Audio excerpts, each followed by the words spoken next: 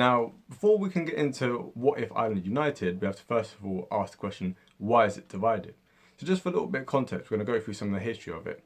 So in the 16th and 17th century, the British kings decided that they were going to kill two birds with one stone. So what they had was this situation. You had people living on the border between Scotland and England, and they were very rebellious people, very warlike. They used to do raids across the thing, right? And if you're trying to unify the two kingdoms, it's probably not the best idea to have people warring with each other on your border.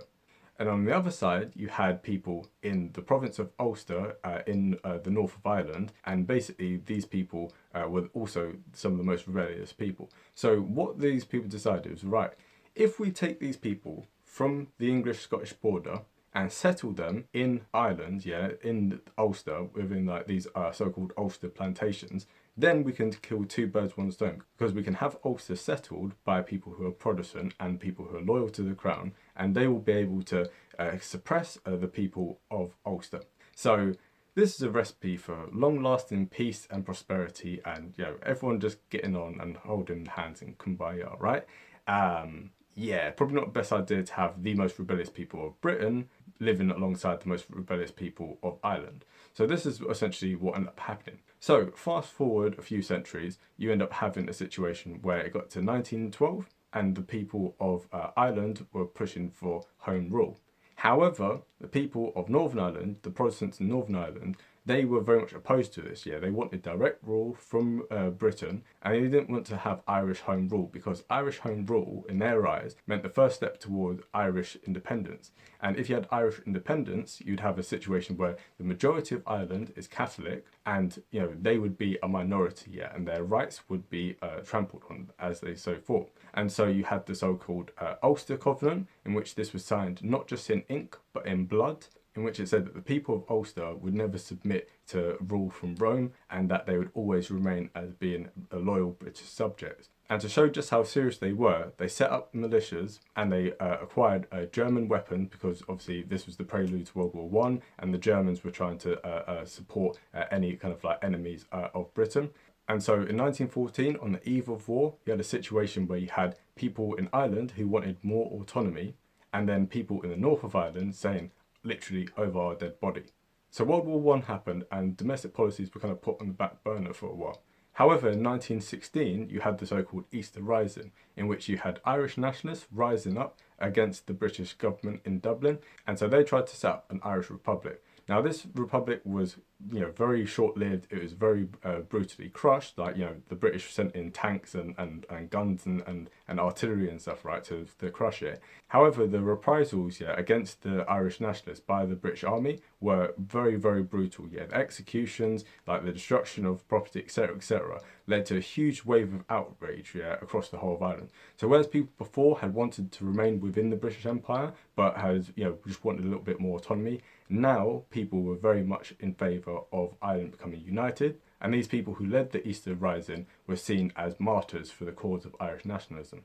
So when it came to the election of 1918, as you can see on the map here, the vast majority of Ireland voted for Sinn Féin, which was and is still the prominent party of Irish nationalism and of Irish unity. However, as we can see on the map here, there are many people in the north of Ireland who did not vote for this party.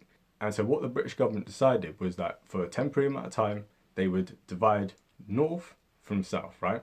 So it would take 6 of the 9 counties of Ulster and basically split that off from the rest of Ireland, and this would be referred to as Northern Ireland. So Northern Ireland would always, in their eyes, be guaranteed a Protestant majority.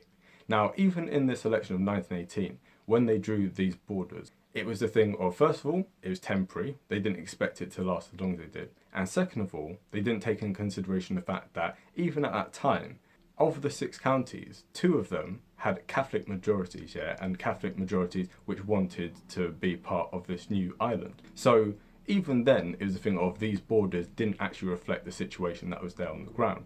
A much better representation would have been something along the kind of line that you can see there. But nonetheless, the Irish fought for independence, and in 1922, the British said, right, okay, you win, you can have 26 of the 32 counties of Ireland, but these 6 counties in Northern Ireland, they're going to remain British. So 1922, Ireland gets its independence, but Northern Ireland remains part of the UK. And for the next 50 or so years, you have a situation where they have gerrymandering, in which the political borders of Northern Ireland are drawn in such a way as to deny the Catholics any kind of representation. And what ends up happening basically is a disenfranchisement of Catholic voters in Northern Ireland. And so over these kind of 50-year period, people became more and more fed up with this. And it coincides with, in America, you had like the civil rights movement in the 60s. And so by 1969, you have uprisings in Northern Ireland, right, amongst the Catholic community. Most notably with the Battle of the Bogside in Derry/Londonderry, in which people in the Catholic communities there rose up against like the British Army and stuff. And then a few years later, you had the notorious Bloody Sunday massacre. And so again, in Derry/Londonderry, you had peaceful protesters protesting against like kind of the suppression of their rights. And the British army basically came in and massacred the people there. And actually, I've been to Derry/Londonderry myself, and I've seen, even to this day, you can still see like the holes in some of the walls in that community from when the soldiers like were spraying into the crowd. And if you go to that city, definitely check out the museum that they have there in honour of that event, and also like just the Troubles in general. It's really fascinating history. And so all of this basically triggered what became known as the Troubles. And this is a civil war which was mainly in Northern Ireland, but also spilled over into the Republic and also into mainland Britain. So this was a series of assassinations, shootings, bombings. Even the Prime Minister of Britain, Margaret Thatcher, in 1984, was there was an attempted assassination attempt in which she was almost blown up by an IRA bomb.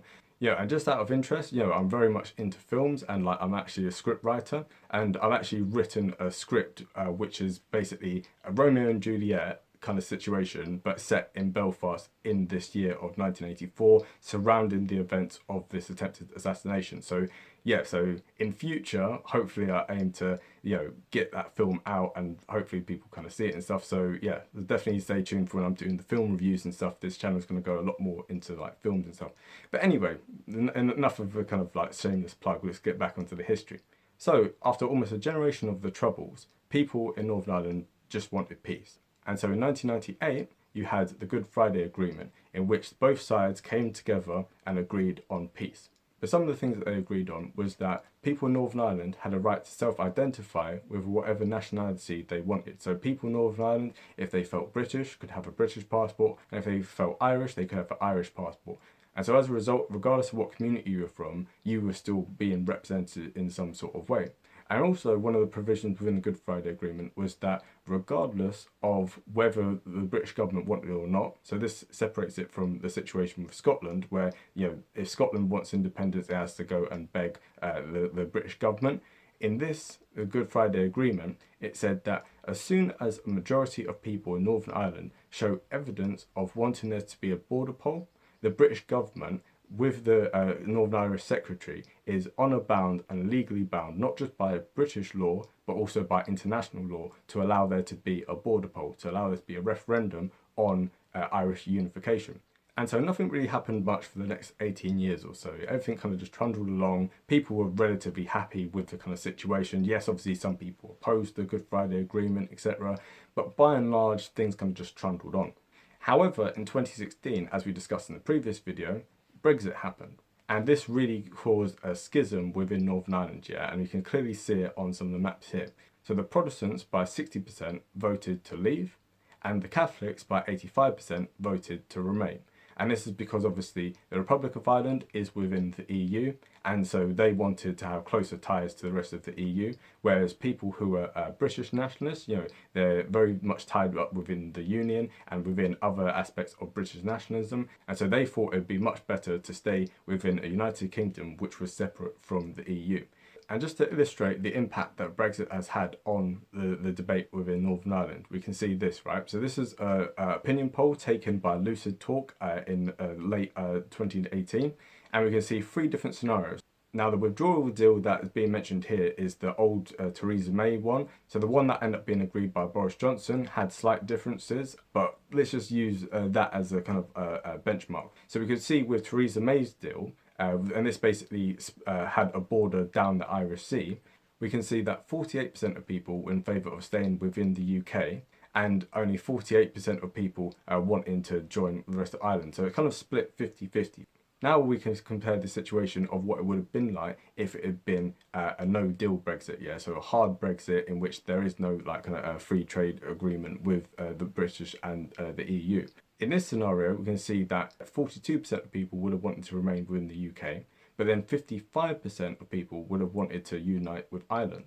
Now, in the event of there being no Brexit at all, which is what we discussed in the last videos, definitely check that out, we can see a situation in which 60% of people would rather stay within the UK and just 29% of people wanting to join the Republic of Ireland. So you can see just how much of an impact, yeah, Brexit has on Northern Ireland. So 56% of people in Northern Ireland as a whole wanted to remain, and 44% wanted to leave. So you can really see, like, you know, depending on how hard or soft, or if there is a Brexit at all, it is very much dependent on whether people in Northern Ireland want to remain part of the United Kingdom or not. However, it's not as clear cut as that, because as we discussed in our previous video of what if Scotland became independent, so definitely check that out.